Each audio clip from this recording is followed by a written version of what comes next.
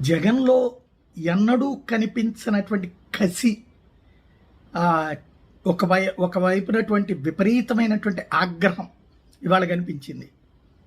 ఒక ధైర్యము కనిపించింది. అంటే ఇన్ని రిస్ట్రిక్షన్స్ మధ్యన అంతమంది రావటం ఒక ధైర్యాన్ని తెప్పిస్తే, జగన్కి కూడా అదే ఫీడ్బ్యాక్ ఉంటుంది కదా. ఇటు పేపర్లో చదువుంటాడు కదా, బెట్టింగ్ వాళ్ళని చచ్చిపోయాడు, లేకపోతే ఆత్మహత్య చేసుకుంటానికి వెనకాల అసమర్థత అన్నటువంటి. కానీ అక్కడికి వెళ్ళాక వాళ్ళతో మాట్లాడాక తెలిసిన విషయాల తర్వాతన ఆగ్రహం కట్టలు తెంచుకుంది. అందుకని పోలీసు అధికారుల మీద తీవ్రమైనటువంటి వ్యాఖ్యలు చేసినటువంటి సందర్భం. అదే సందర్భంలో తీవ్ర పరిణామాలు ఎదురవుతాయి అన్నటువంటి హెచ్చరికలు. జగన్ స్పీచ్ మిగతా టైంలో ఉండేటటువంటి దానికి మరింత కసిగా ఉన్నటువంటి ఆ స్పీచ్ ఒకసారి చూస్తే అర్థమవుతుంది.